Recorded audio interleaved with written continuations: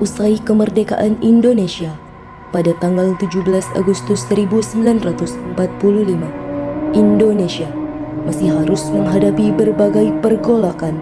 Salah satunya ialah gerakan 30 September atau yang lebih dikenal sebagai G30 SPKI. Pemberontakan G30 SPKI adalah salah satu peristiwa kelam bangsa Indonesia pada masa-masa awal setelah kemerdekaan. Peristiwa di mana para jenderal menjadi korban dari tindakan-tindakan keji yang dilakukan oleh orang-orang yang terkait dengan peristiwa tersebut.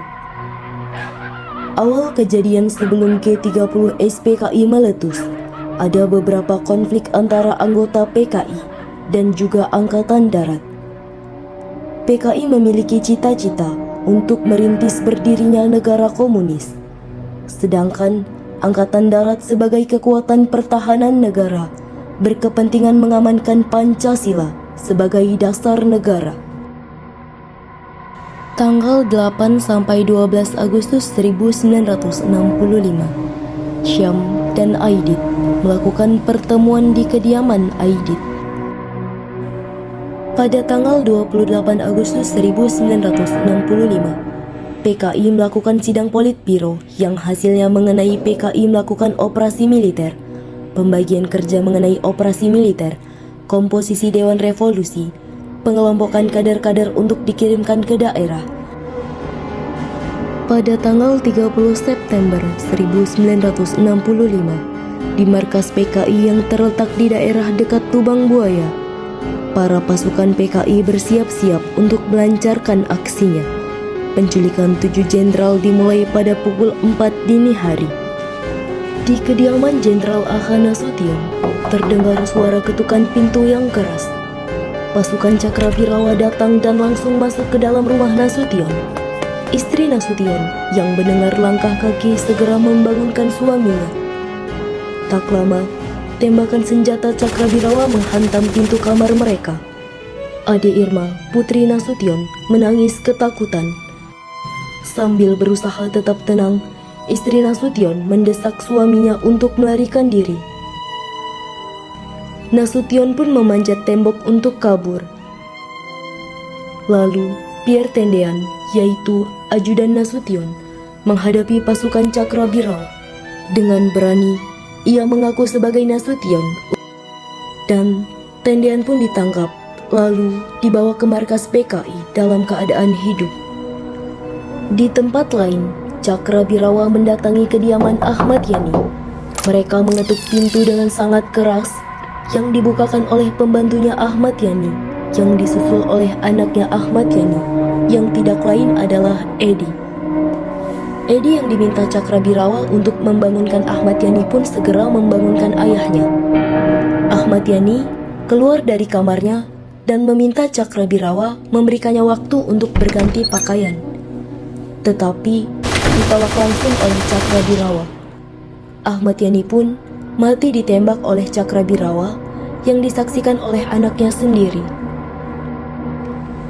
Di kediaman Brigjen Sutoyo, Cakrawirawa datang dengan alasan bahwa Sutoyo diminta untuk menghadap presiden pada malam itu. Namun, Brigjen menyangkal dengan menanyakan apa arti dari semua yang terjadi.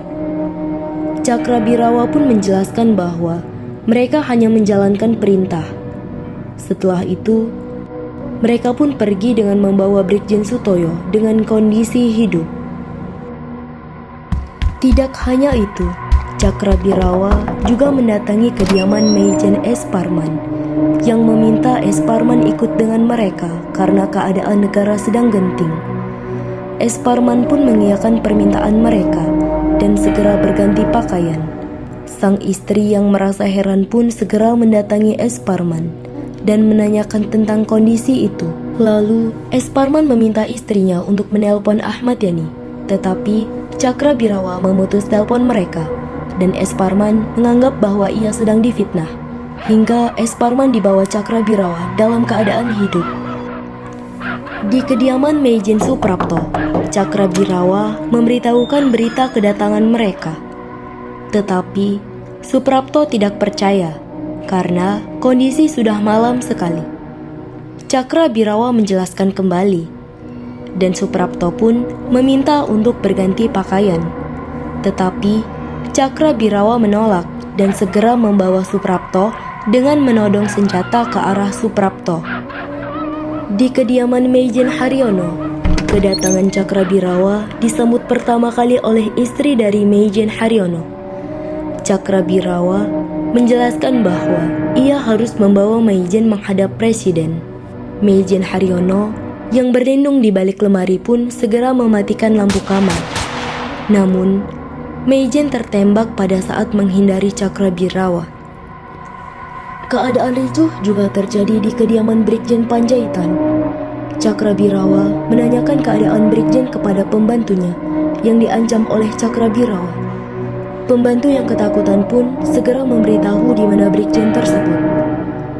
Panjaitan yang sudah rapi dengan seragamnya segera turun untuk menemui Cakrabirawa.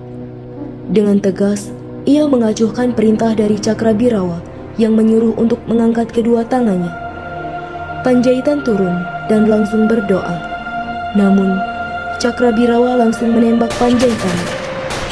Mayatnya diseret dan dibawa ke lubang buaya pada malam itu.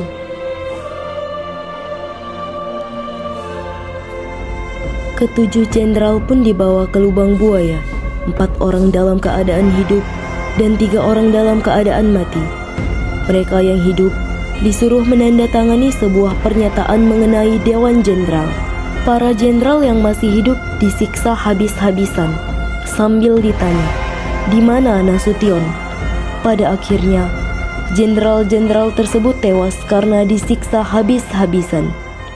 Kemudian, jasadnya pun dibuang ke sumur kecil di lubang buaya.